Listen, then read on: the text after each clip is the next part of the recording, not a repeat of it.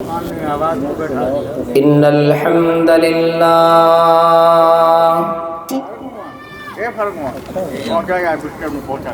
نحمده ونستعينه ونستغفره ونؤمن به ونتوكل عليه ونعوذ بالله من شرور أنفسنا ومن سيئات أعمالنا من يهده الله فلا مضل له ومن يضلل فلا هادي له۔ میرے محترم نوجوان بھائیوں اور میرے چچاؤں داداؤں، آخری مقرر ہے، آپ لوگ اسے سماعت فرمانے کے لیے پنڈان کے لیے جو کرسی خالی ہیں اس میں آنے کی کوشش کریں۔ جو بھی ادھر ادھر بکھرے ہوئے ہیں، خصوصاً جے پوریا پارٹی جو ہے، آپ لوگوں سے میری مؤدبانہ گزارش ہے کہ آنے کی کوشش کریں۔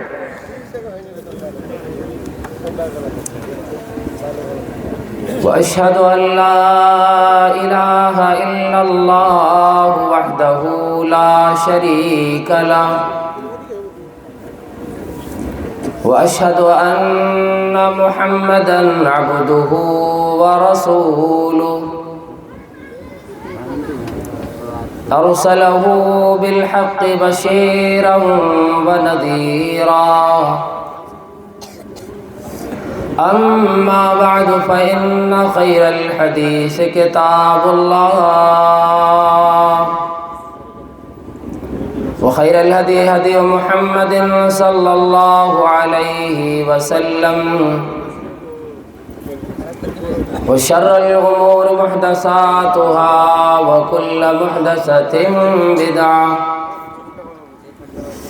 وكل بدعة ضلالة وكل ضلالة في النار۔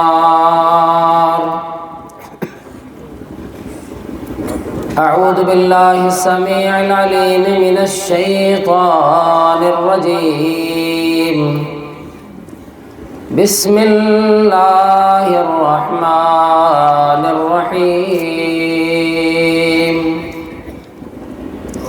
وسيجنبها الأتقى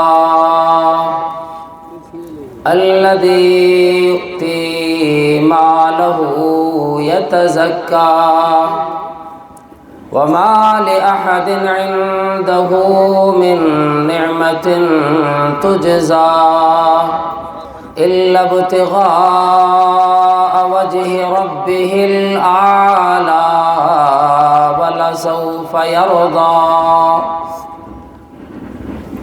رب اشرح لي صدري ويسر لي أمري واحلل عقدة من لساني يفقهوا قولي۔ اللهم رب زدني علما وارزقني فهما۔ ثانی اثنین ہے اللہ کا شیدائی ہے،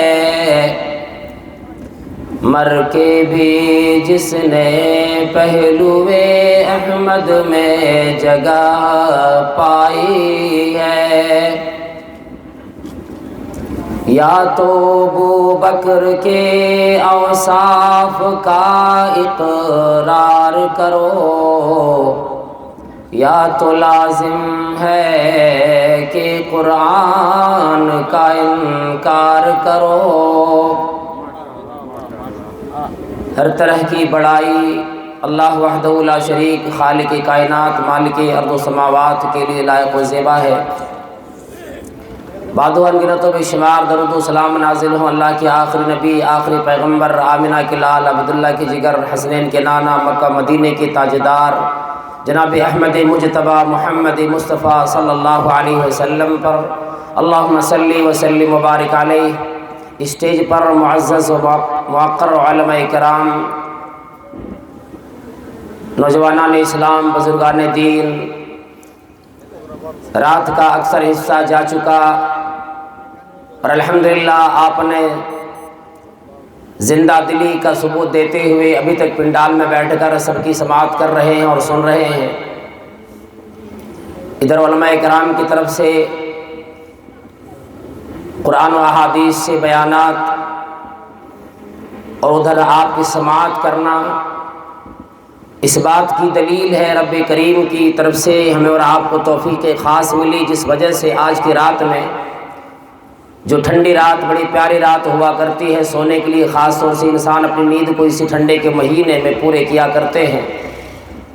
اور یہ جو مہینہ چل رہا ہے فروری کا، اسی طرح سے شعبان کا مہینہ، عربی سال کے جو مہینے شعبان کے آتے ہیں، اس کی ابھی مغرب کے بعد 26 تاریخ ہو چکی ہے۔ 3-4 دن کے بعد ہم اور آپ رمضان مبارک کے مہینے میں داخل ہو جائیں گے، اور پھر اس مہینے میں اللہ تبارک و تعالیٰ نے جو سعادتیں، جو برکتیں، جو رحمتیں اتاری اور جو سعادتیں اپنے بندوں کو، اپنے بندیوں کو دیا، جو لوگ جہنمی بن چکے تھے ان کو آزادی جہنم سے دے کر کے پھر جنت دینے والا ہے، اس کے عمل کے اعتبار سے وہ ایک مہینہ اللہ تبارک و تعالیٰ کی طرف سے انعام بن کر کے آ رہا ہے۔ میں نے جو آیت کریمہ سورۃ اللیل کی پڑھی ہے، جو اما پارہ اما سپارے کے اندر موجود ہے، چند آیات کی تلاوت میں نے کی۔ علماء کرام نے لکھے ہیں اس کی تشریح میں کہ یہ آیات حضرت ابوبکر صدیق رضی اللہ تعالیٰ عنہ کے بارے میں اتری اور ان کی پاکیزگی، ان کے اوصاف کو بیان کرنے کے لیے آیتیں اتری ہیں۔ جو کون تھے؟ انبیاء کرام کے بعد سب سے برگزیدہ، سب سے اہمیت والی شخصیت، اللہ رب العالمین کی نگاہ میں سب سے زیادہ مرتبے والی شخصیت حضرت ابوبکر صدیق رضی اللہ تعالیٰ عنہ، جنہیں یار غار بننے کا شرف حاصل ہوا، جو نبی علیہ الصلوۃ والسلام کے دیوانے اپنے بچپن سے ہی رہے، نبوت سے پہلے بھی رہے، نبوت کے بعد بھی رہے، اور نبوت کے بعد جب دوستی بنی اور دوستی زیادہ بڑھی، پھر آپ نے اس دوستی کو رشتہ داری میں بھی تبدیل فرما دی۔ تعجب کریں گے لوگ، نبی علیہ الصلوۃ والسلام نے تمام نکاح جتنے بھی کیے، شادیاں جتنی بھی کی، جوانی کے عالم میں آپ صلی اللہ تعالیٰ علیہ وسلم نے جتنی شادیاں کی، تمام کی تمام ازواج مطہرات بیوہ تھیں، شوہر دیدہ، کسی کے شوہر نے طلاق دے دیا، کسی کے شوہر کا انتقال ہو گیا، کسی نے ایک شوہر دیکھا، کسی کے 2 شوہر انتقال ہوئے، کسی کے 3 ہوئے، اس طرح سے۔ لیکن جب حضرت ابوبکر رضی اللہ تعالیٰ عنہ کی باری آئی رشتہ داری کی، ادھر نکاح کے وقت حضرت عائشہ رضی اللہ تعالیٰ عنہا کی عمر 6 سال، نبی علیہ الصلوۃ والسلام کی عمر 54 سال کی۔ یہ رب کریم نے ایک معجزے کے طور پر دیا، اور نبی علیہ الصلوۃ والسلام نعوذ باللہ آج جو لوگ تانے کشا کرتے ہیں نا، ان کی زبانیں خراب ہو جائیں، زبانیں گنگ ہو جائیں ان کے، جوانی کی عالم میں نبی علیہ الصلوۃ والسلام نے بیواؤں کو سنبھالا۔ 9 سال کی عمر میں رخصتی کرائی۔ عرب میں چونکہ لڑکیاں جو جوان ہو جاتی ہیں وہ 9 سال کی عمر میں بالغ ہو جاتی ہے، اس اعتبار سے، اور آج اس پر نہ جانے کیسی کیسی باتیں کسی جاتی ہیں۔ بہرحال رب کریم ایسے لوگوں سے نپٹنے کے لیے کافی ہے۔ ہم اور آپ صرف یہ کہہ سکتے ہیں حسبنا اللہ ونعم الوکیل، ومکروا ومکر اللہ واللہ خیر الماکرین۔ یہ لوگ الگ الگ چالیں چلا کرتے، پروپیگنڈے رات و دن کیا کرتے ہیں، لیکن اللہ تبارک و تعالیٰ بہترین تدبیریں کرنے والا ہے۔ قرآن کریم میں بیانات وَسَيُجَنَّبُهَا الْأَتْقَى، ان قریب وہ لوگ بچا لیے جائیں گے جن لوگوں نے پرہیزگاری اختیار کی، تقوی اختیار کیا۔ اور پرہیزگاری کس طرح کی آئی؟ فرمایا الذی یؤتی مالہ یتزکیٰ، فرمایا جن لوگوں نے اپنے وقت بھی لگایا، جن لوگوں نے اپنا مال خرچ کیا اور اپنے پاکی صفائی کے لیے، اپنے مال کی صفائی کے لیے، مال کی پاکیزگی کے لیے اللہ کی راہ میں جنہوں نے مال دیتا ہے، الذی یؤتی مالہ یتزکیٰ، جو کماتا بڑی محنت سے، راتوں دن محنت و مزدوریاں کیا کرتا ہے، جس کو جس قدر کی کمائی ہوتی اپنے خرچ میں سے بچا کر اللہ رب العالمین کی راہ میں، مساجد و مدارس میں وہ دیا کرتا ہے۔ وَمَا لِأَحَدٍ عِندَهُ مِن نِعْمَةٍ تُجْزَىٰ۔ اللہ اللہ، اے اللہ والو سنو، جب یہ بندے اللہ رب العالمین کی راہ میں کسی غریب کی مدد کیا کرتا ہے، کسی یتیم کو دیتا ہے، کسی بیوہ کا خیال کرتا ہے، تو ان کے دل میں یہ کبھی نہیں آتا کہ اس کے باپ نے، اس کے دادا نے، ان کے گھر والوں نے میرے اوپر کبھی احسان کیا تھا، چلو آج میں بھی مال دے کر احسان کا بدلہ چکا دیتا ہوں۔ قرآن کریم نے گواہی دی، وَمَا لِأَحَدٍ عِندَهُ مِن نِعْمَةٍ تُجْزَىٰ۔ کسی کی احسان کی بدلے کے طور پر یہ اپنا مال غریبوں کو، یتیموں کو نہیں دیا کرتا۔ وجہ کیا ہوتی ہے؟ إِلَّا ابْتِغَاءَ وَجْهِ رَبِّهِ الْأَعْلَىٰ۔ خواہش ایک ہوتی، تمنا ایک ہوتا، اور وہ خواہش ہوتی إِلَّا ابْتِغَاءَ وَجْهِ رَبِّهِ الْأَعْلَىٰ۔ اپنے بلند و بالا رب کریم کی خوشنودی کے لیے دیتا ہے۔ اے رب کریم مجھ سے راضی ہو جا، اے رب کریم میری خطائیں معاف کر دے۔ اور قرآن کریم نے آگے یوں نتیجہ بھی سنا دیا، وَلَسَوْفَ يَرْضَىٰ عَنْ قَرِيبٍ۔ ایسے لوگوں سے رب کریم راضی بھی ہو جائے گا اور راضی ہو چکا۔ علماء کرام نے لکھا ہے آیات کریمہ حضرت ابوبکر صدیق رضی اللہ تعالیٰ عنہ کے بارے میں آئی، خصوصاً عموماً تمام لوگوں کے لیے، قیامت تک آنے والے تمام انسانوں کے لیے، مردوں کے لیے، عورتوں کے لیے آئی، جن کے اندر یہ صفات موجود ہوں۔ رمضان مبارک کا مہینہ سامنے موجود ہے، اور اللہ والوں لوگ انتظار کر رہے، مہینہ آئے گا، روزے رکھ لیں گے، اپنے گناہ معاف کرا لیں گے، تراویح کا اہتمام کریں گے، لیکن نہ جانے آج کتنے وہ لوگ ہیں جنہوں نے رمضان کے مہینہ کو عید کی تیاری میں ختم کر دیا۔ کسی نے سویوں کی تیاری کی، کسی نے کپڑوں کی تیاری کی، کسی نے اپنے گھر والوں کو خوش کرنے کے لیے طرح طرح کی چیزیں دینے کی تیاری کی۔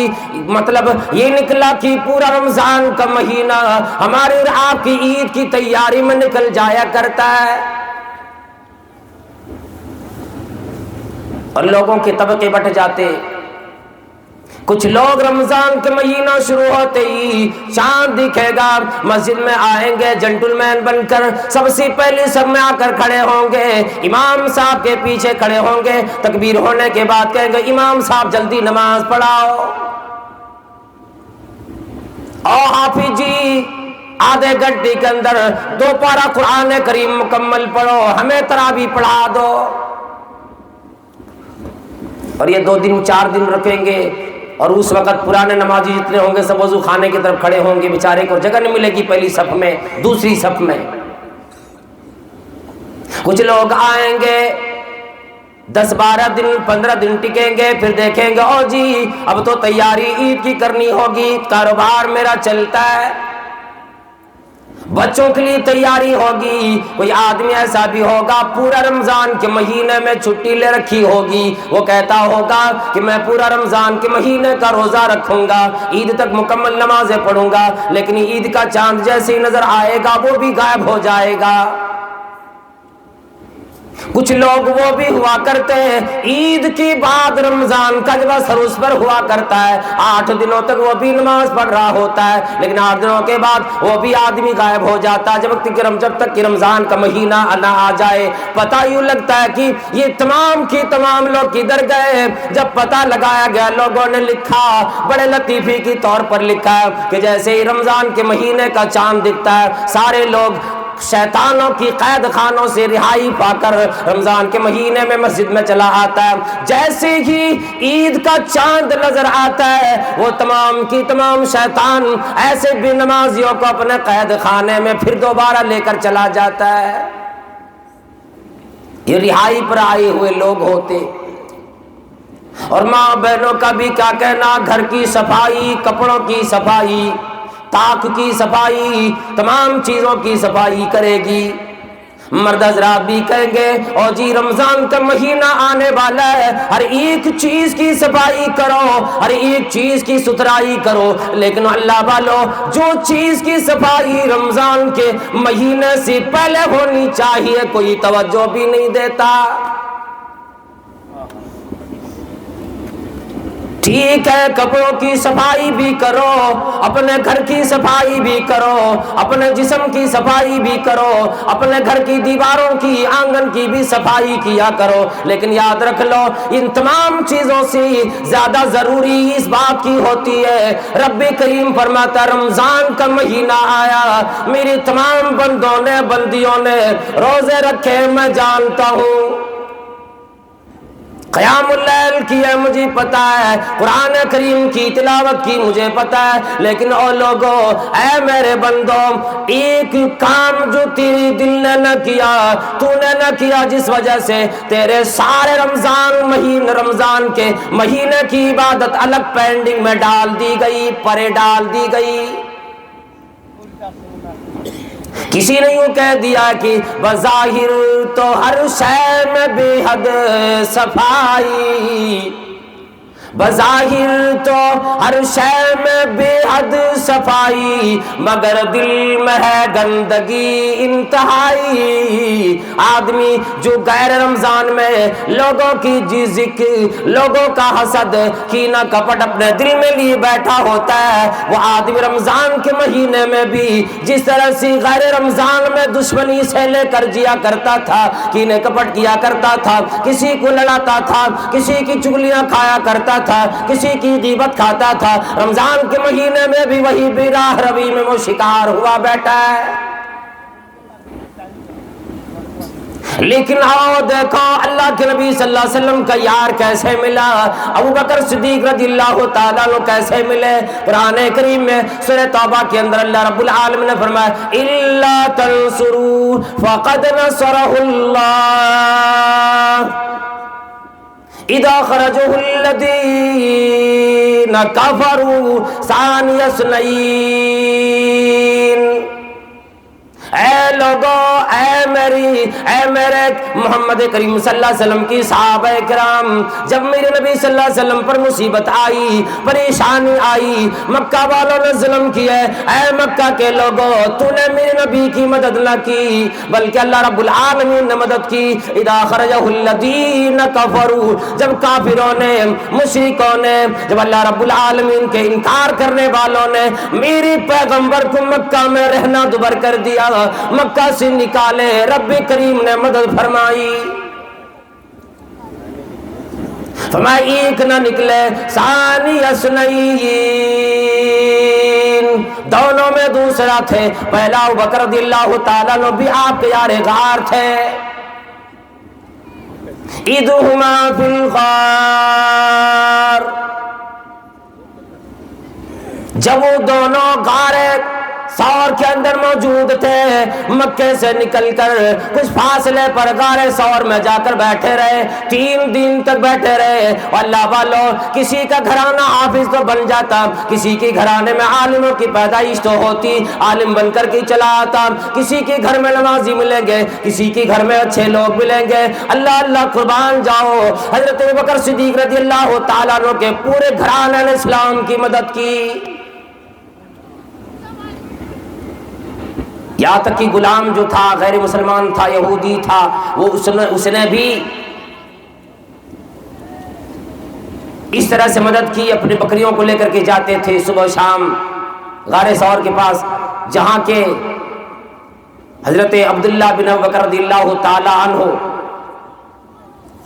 مکے کی خبر لے کر کے روزانہ بتانے کے لیے جایا کرتے تھے. اور حضرت اسماء رضی اللہ تعالی عنہ صبح و شام کھانے پہنچانے کے لیے جاتی تھی. اسی طرح سے عامر بن فہیرہ جاتا تھا بکریوں کو لے کر کے، تاکہ تازہ دودھ بھی مل جائے، اور جو اونٹوں کے نشان، جو عبداللہ کے جاننے کے جو اونٹ کے نشان پڑتے ہیں، تاکہ مکہ کے لوگوں کو پتہ نہ لگ جائے، وہ نشان بھی ختم ہو جائے. اللہ اکبر، غار میں بیٹھے ہوئے لوگ سارے کے سارے جان کے دشمن پکڑنے کے لیے، قید کرنے کے لیے سارے لوگ آتے تھے۔ حضرت ابوبکر صدیق رضی اللہ تعالی عنہ نے دیکھے، نظر اٹھا کر کہ اے نبی صلی اللہ علیہ وسلم، میں جب نظر اٹھائی میں نے دیکھا مکے کے لوگ، وہ لوگ جو ہمارے تعاقب میں نکلے، ہمارے غار کے سامنے کھڑا ہے، کہ اب تو نہیں بچ سکتے ہم نا۔ نبی علیہ الصلوۃ والسلام نے فرمایا اے ابو بکر، آپ کا کیا خیال ہے؟ ما ظنک باثنین، ان دو کے بارے میں کیا آپ کا خیال ہے؟ اللہ ثالثہما، جن کا تیسرا اللہ ہوتا ہے مدد کرنے کے لیے۔ اذ یقول لصاحبہ لا تحزن، جب نبی علیہ الصلوۃ والسلام نے اپنے صاحب سے، اپنے دوست سے کہا لا تحزن، غم نہ کر، حزن و ملال نہ کر، یہ نہیں پکڑ پائیں گے۔ ان اللہ معنا، اے ابو بکر اللہ رب العالمین ہمارے ساتھ ہے۔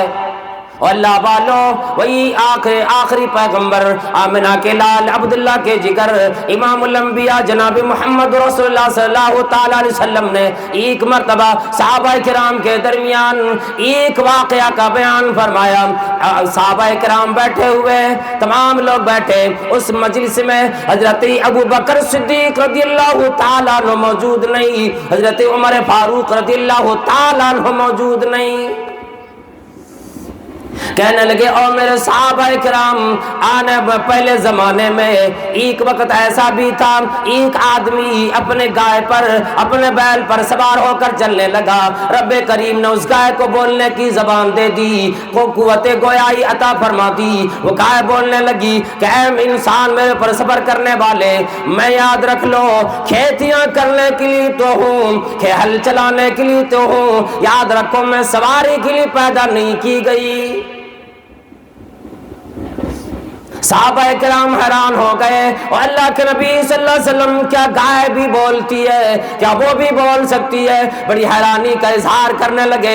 اللہ کے نبی صلی اللہ علیہ وسلم فرمایا اور لوگوں تمہارا کیا خیال ہے؟ میرا تو ایمان ہے، رب کریم نے جو جس چیز کو بھی جو قوت دینا چاہے کوئی بعید نہیں ہے۔ ہاں میرا ایمان ہے، گائے نے آواز لگائی، گائے بولے، اور میرے ابو بکر کا بھی ایمان ہے، میری عمر کا بھی اس بات پر ایمان ہے کہ گائے نے آواز لگائی۔ اتنا بھروسہ تھا۔ حضرت ابوبکر صدیق رضی اللہ تعالیٰ عنہ وہاں نہیں تھے، عمر فاروق وہاں نہیں تھے، لیکن فرمایا کہ میرا بھی ایمان، میرے ابوبکر کا بھی ایمان، میری عمر کا بھی اس پر ایمان ہے۔ ایک مرتبہ اللہ کے نبی صلی اللہ تعالیٰ علیہ وسلم، اب میں بتا دوں حضرت ابوبکر صدیق رضی اللہ تعالیٰ عنہ کے دل کیسے صاف تھے،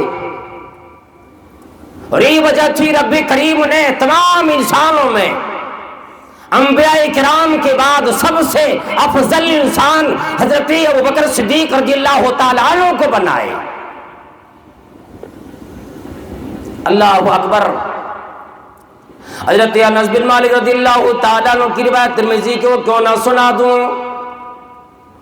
ایک مرتبہ اللہ کے نبی صلی اللہ علیہ وسلم نے صحابہ کرام کے درمیان فرمایا ارحم امتی بامتی ابی بکر، میری امت کی تمام لوگوں میں سب سے زیادہ رحم کرنے والا، سب سے زیادہ مہربان حضرت ابوبکر صدیق رضی اللہ تعالیٰ عنہ نکلے۔ وہ ابوبکر صدیق رضی اللہ تعالیٰ عنہ، ایک مرتبہ صحابہ کرام بیٹھے ہیں، نبی علیہ الصلوۃ والسلام بیٹھے، اور یہ روایت حضرت ابو درداء رضی اللہ تعالیٰ عنہ سے موجود ہے۔ دور سے آتے ہوئے حضرت ابوبکر صدیق رضی اللہ تعالیٰ عنہ کو نبی علیہ الصلوۃ والسلام نے دیکھے، اور وہ اس حالت میں کہ آپ چادر کا ایک کونا پکڑ کر جیسے آدمی جلدی جلدی میں حیران و پریشان ہو کر کے آتا ہے نا، اس طرح سے آ رہے تھے۔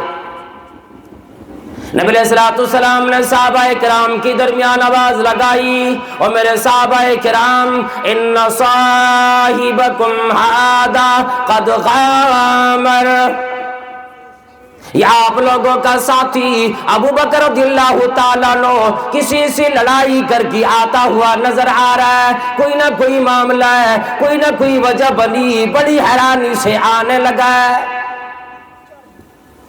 ابو بکر صدیق رضی اللہ تعالیٰ عنہ قریب آئے اور کہنے لگے اللہ کے نبی صلی اللہ علیہ وسلم، مجھ میں اور عمر رضی اللہ تعالیٰ عنہ میں کچھ باتیں ہو گئی، آواز اونچی ہو گئی، اے نبی صلی اللہ علیہ وسلم میں نے کچھ زیادہ بڑھ کے بول دی، اور مجھے جب احساس ہو گیا میں نے عمر سے معافی مانگی، معاف نہ کیے۔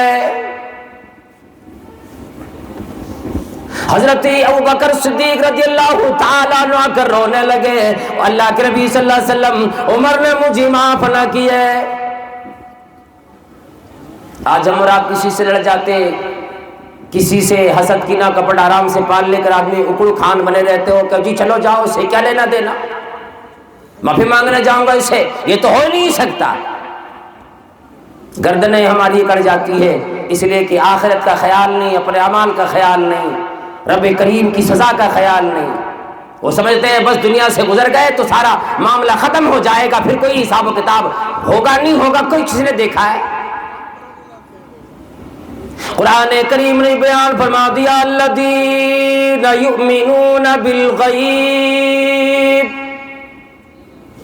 او عقل مندو عقل میں آؤ، ہوش میں آؤ، جن لوگوں نے قیامت دیکھی نہیں، جنت کا نظارہ کیا نہیں، جہنم دیکھی نہیں، فرشتوں کو دیکھا نہیں، اللہ رب العالمین نے جو تقدیر بنائی دیکھا نہیں، تمام چیزوں پر بغیر دیکھے ایمان رکھتا ہے، تمام چیزوں کو مانتا ہے، رب کریم کو دیکھا نہیں، رب کریم پر ایمان رکھتا ہے۔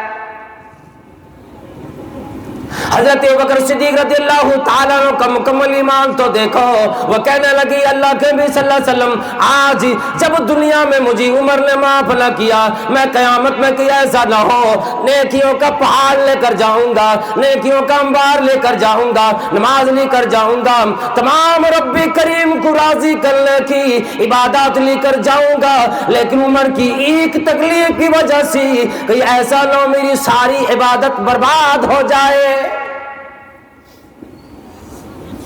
نبی علیہ الصلوۃ والسلام نے فرمایا یغفر اللہ لک، رب کریم تجھے معاف فرما دے۔ اتنے میں حضرت عمر فاروق رضی اللہ تعالیٰ عنہ کو بھی احساس ہوا کہ جی ٹھیک ہے، غلطی تو ہو گئی، آپس میں انسان ہے اور انسان تو خطاؤں سے غلطیوں سے بنا ہوا ہے۔ یہ ہم اور آپ بولتے ہیں نا انگلش میں جب بنتے ہو تو human is error, man is the bundle of vices and virtues, الانسان مرکب من الخطأ والنسیان، غلطیوں سے خطاؤں سے یہ انسان بنا ہے۔ لاکھوں مرتبہ اس کو تنبیہ کرو، لاکھوں مرتبہ بتلاؤ، یہ دیکھتے نہیں ہر ہفتے علماء کرام ممبروں سے محرابوں سے چیخ کر بلاتے ہیں، او لوگوں نماز کے لیے آ جاؤ، نماز کے لیے آ جاؤ، سدھر جاؤ، اپنے آپ کو صحیح کر لو، لیکن مسلمان ہیں کہ ہمارے کان پر جوئیں تک نہیں رینگتے۔ عمر فاروق رضی اللہ تعالیٰ عنہ بھی ابوبکر رضی اللہ تعالیٰ عنہ کے گھر گئے، پتہ لگا گھر میں موجود نہیں، یقین آ گیا گھر میں جب موجود نہیں ہے، حضرت ابوبکر رضی اللہ تعالیٰ عنہ کی تیسری کوئی جگہ نہیں، یا گھر میں ہوں گے یا اپنے کھیت میں ہوں گے یا پھر نبی علیہ الصلوۃ والسلام کے پاس موجود ہوں گے۔ دوڑے دوڑے عمر رضی اللہ تعالیٰ عنہ آئے، نبی علیہ الصلوۃ والسلام نے عمر پہ نظر ڈالی اور حضرت ابوبکر رضی اللہ تعالیٰ عنہ نے دیکھا، ابو درداء رضی اللہ تعالیٰ عنہ فرمانے لگے آپ صلی اللہ علیہ وسلم کی چہرے مبارک غصے سے لال ہونے لگا، اور یہ احساس ابوبکر صدیق رضی اللہ تعالیٰ عنہ کو ہو گیا اور فرمانے لگے اے نبی صلی اللہ علیہ وسلم انی کنت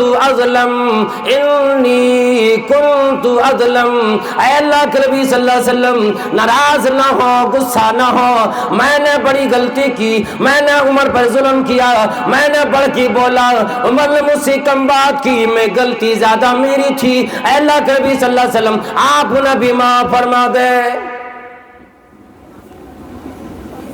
اللہ اللہ بھی بات ہوئی، ہم اور آپس میں سے کسی کے درمیان لڑائی ہو جائے نہ جانے کتنی گالیاں ایک ایک سانس میں دے دیا کرتے، انسان اپنے مفاد کے لیے، اپنے مطلب کے لیے اتنا نیچے گر جاتا ہے، کسی کو ذلیل کرنے کے لیے، کسی ایک کو بے عزت کرنے کے لیے آدمی نیچ سے نیچ کام کر جاتا ہے، ذرا سی تکلیف کسی کو ہوئی نہیں کہ دشمنی لے بیٹھے اور سمجھتا ہے کہ یہ پر سارا فیصلہ کر لو، آخرت میں کون دیکھا ہے، کس نے دیکھا ہے۔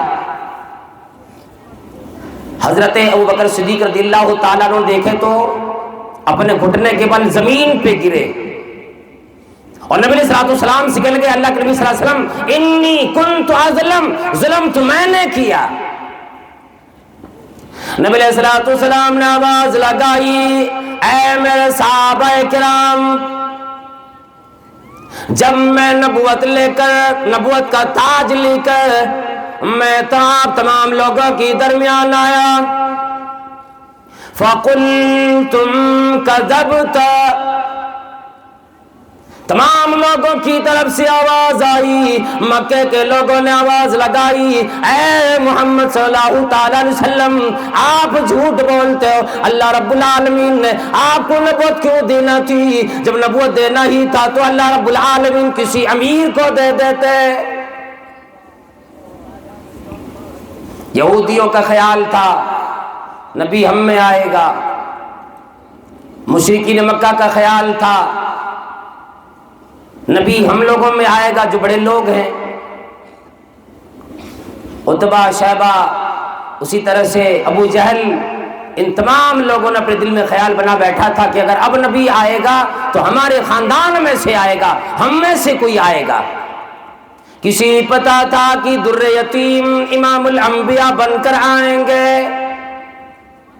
نبی علیہ السلام نے فرمایا، آ لوگو فہل انتم تارکو لی صاحبی، اے لوگو کیا تم لوگ مجھے اور میرے ساتھی کو چھوڑ نہیں سکتے، تکلیف کیوں دیتے ہو؟ جب ساری دنیا نے مجھے جھٹلا دی، میری ابو بکر نے میری تصدیق کی، میری بات مانی، ایک دفعہ بھی چوچرا کی گنجائش نہ کی۔ جب میں نے کوئی بات کی، میری باتوں میں ذرا بھی سوچنے کی گنجائش نہ مانگی، کسی سے مشورے کی گنجائش نہ مانگی، فوراً میرے ابو بکر نے میری تصدیق کر ڈالی۔ ایک واقعہ مختصر میں بتلا دوں۔ نبی علیہ السلام جب معراج میں گئے، ایک رات کی اس مختصر حصے میں بیت المقدس گئے، مکہ سے بیت المقدس، اور پھر وہاں سے اللہ رب العالمین کے پاس معراج میں گئے۔ نبی علیہ السلام نے آ کر لوگوں سے یہ بتایا کہ آج کی رات میں بیت المقدس سے واپس آیا ہوں، اور وہ سفر معمولی نہیں، پیدل اگر اونٹوں پہ جاتے تھے 40 دنوں کا سفر ہوتا تھا، اور ایک لمحے میں جا کے چلے آنا ہے تو معجزہ نبی کا ہو سکتا ہے، کوئی اور نہیں ایسا کر سکتے۔ ابو جہل کو پتہ لگا، ابو لہب کو پتہ لگا، کفار مکہ کو پتہ لگا، اب ٹھاکے مار کے ہنسنے لگے۔ دیکھو دیکھو، آج تک تو ہم دیوانے کہتے تھے، آج ثابت کر دیا نا اس نے۔ ابھی دعویٰ کرنے لگا کہ ایک رات کی کچھ لمحے میں بیت المقدس سے، فلسطین سے ہو کر کے آ گیا ہوں۔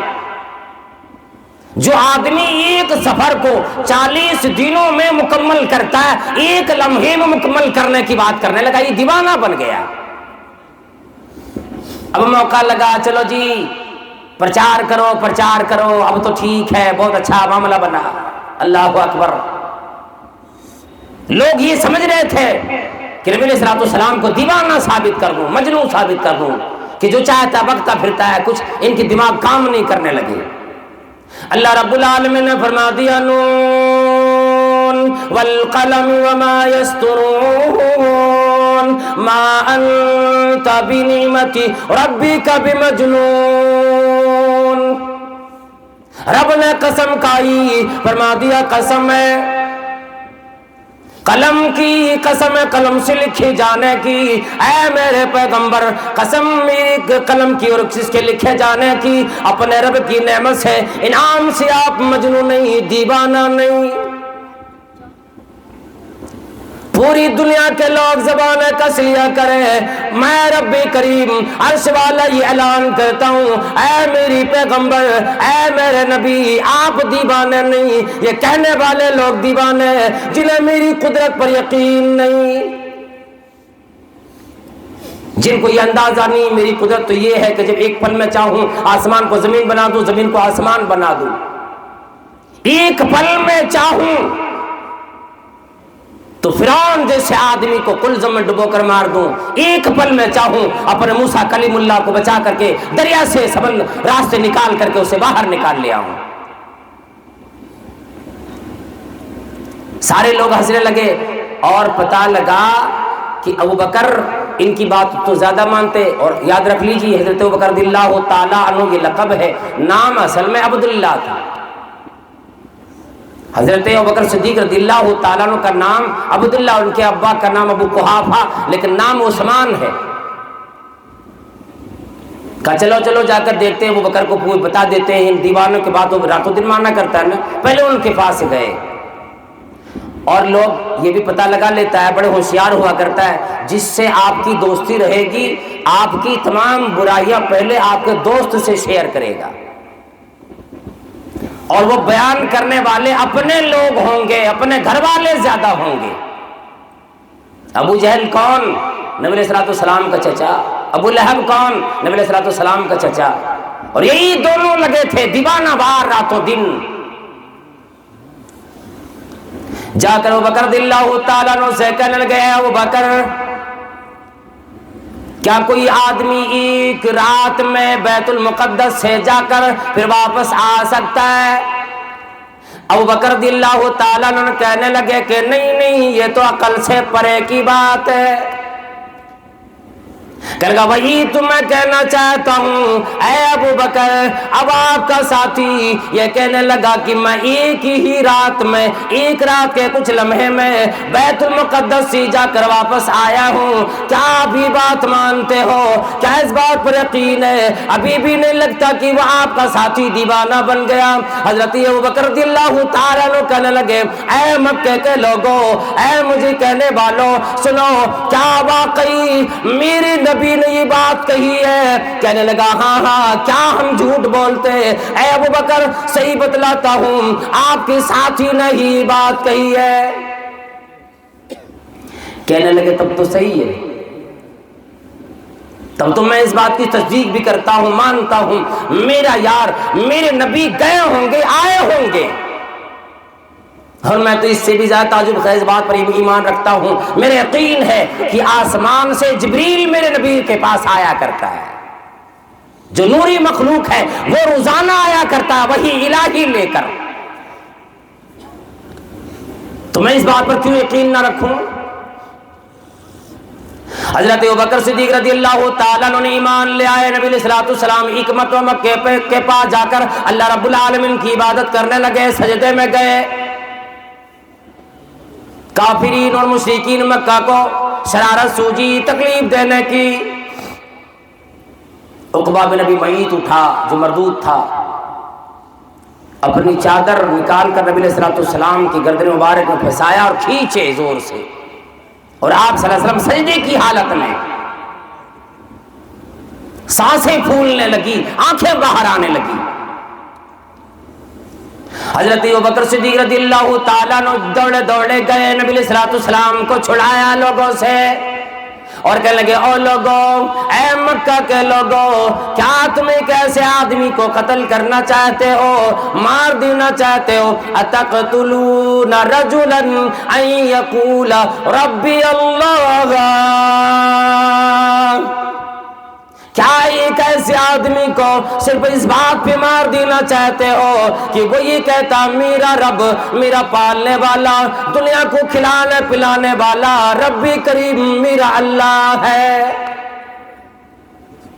لوگوں نے نبی صلی اللہ علیہ وسلم کو چھوڑ دیے، ابو بکر پہ لگ گئے، اتنا مارا، بے ہوش ہو کر حضرت ابو بکر رضی اللہ تعالیٰ عنہ مکی کے پاس گرا پڑا ہے۔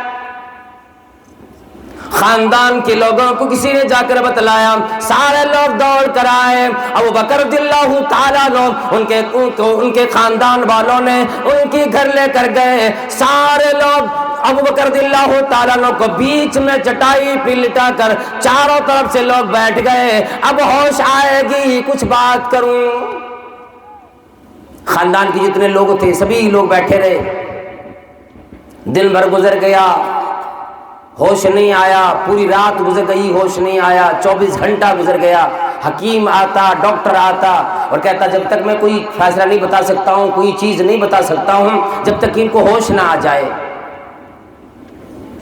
اب یہ بچیں گے کہ نہیں بچیں گے یہ نہیں بتلا سکتا جب تک کہ ان کو ہوش نہ آ جائے۔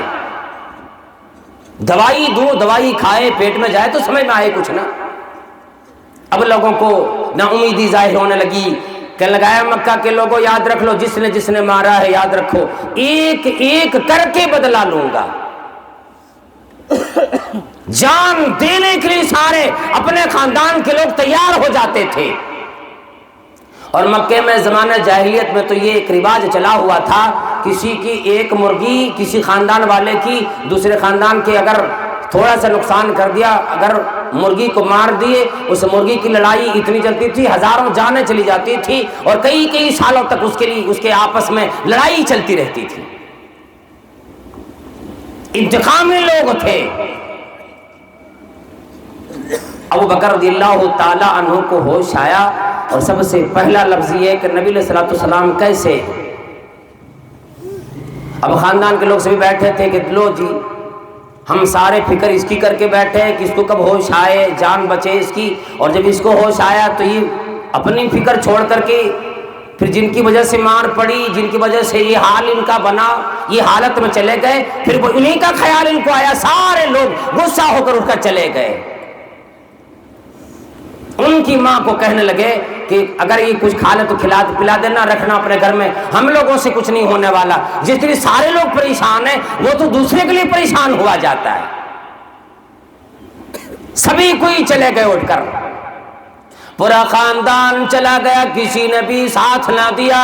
ماں آئی سامنے آنے کی بات کہنے لگی، اے میرے بیٹے، اے ابو بکر، اتنی مار پڑی، کل سے بے ہوش پڑا ہوا ہے، ابھی ہوش آیا، لو پہلے پانی پی لو، کچھ کھا لو، پہلے اپنی جان کا خیال کرو، دوسروں کو بعد میں دیکھو۔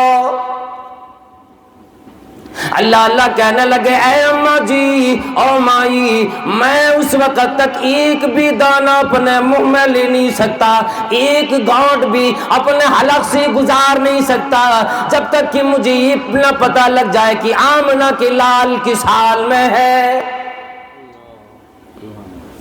ان کو مار پڑتے میں بے ہوشی میں آیا، ان لوگوں نے ان کے ساتھ کیا کیا، کوئی خبر دینے والا مجھے جب تک نہ مل جائے، مجھے پتہ نہ لگے، میں کھا نہیں سکتا، پی نہیں سکتا۔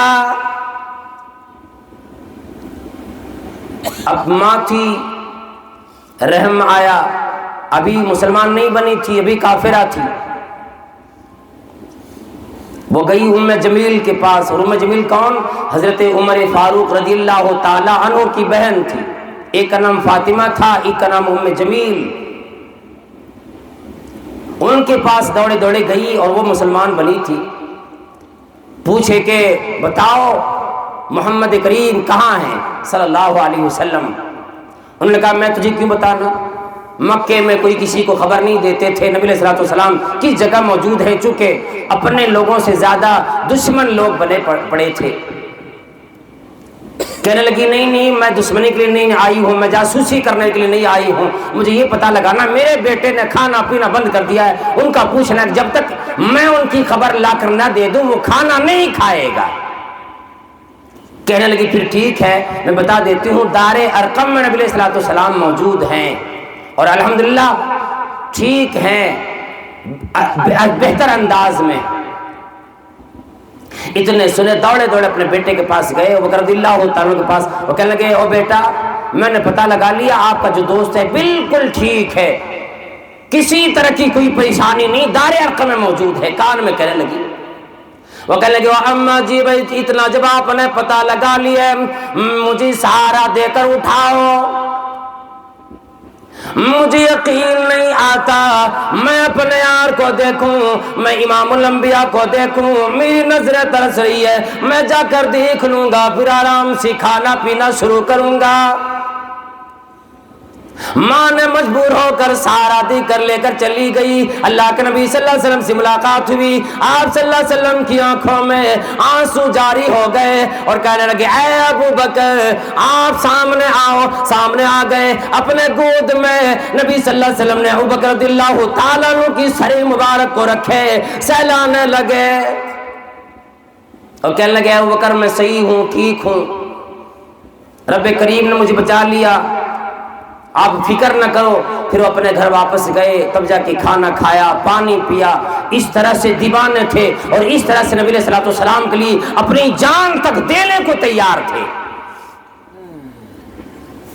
وہ ابوبکر صدیق رضی اللہ تعالیٰ عنہ کہ ایک مرتبہ نبی علیہ الصلوۃ والسلام نے مجمع میں پوچھا ہے لوگوں من اصبح منکم اليوم صائما، نفلی روزے کی حالت میں کس نے صبح کی؟ آج کون روزے سے ہے؟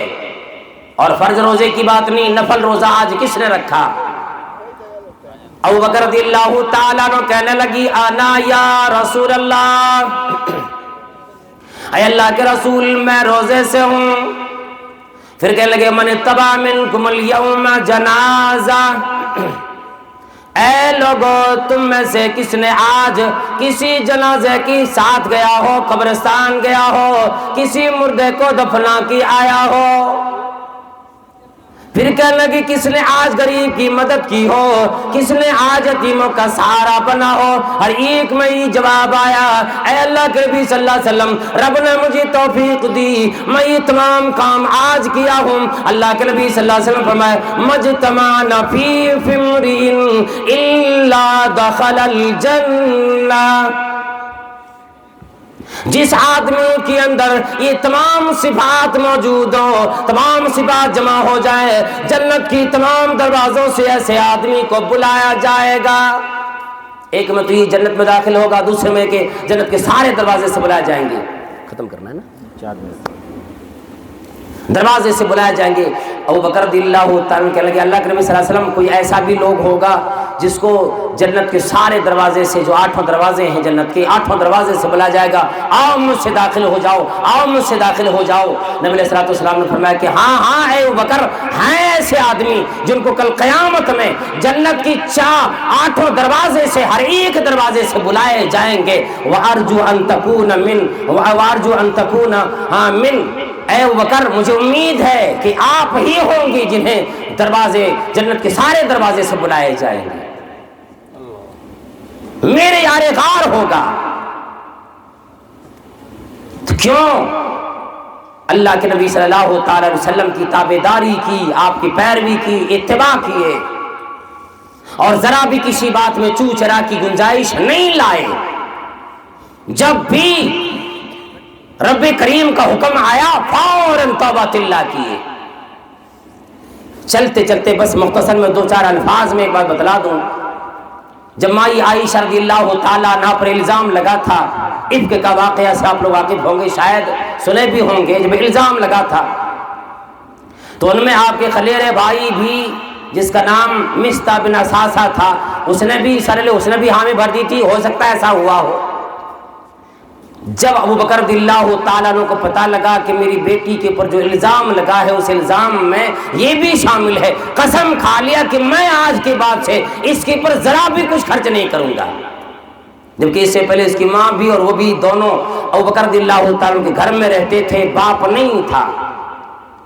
اللہ رب العالمین کی طرف سے آواز آئی وَلَا يَأْتَلِي أُولُو الْفَضْلِ مِنْكُمْ وَالسَّعَةِ، تم میں سے کوئی آدمی اس بات کے قسم نہ کھا لے کہ وہ غریبوں کی، اپنے لوگوں کی مدد نہیں کریں گے۔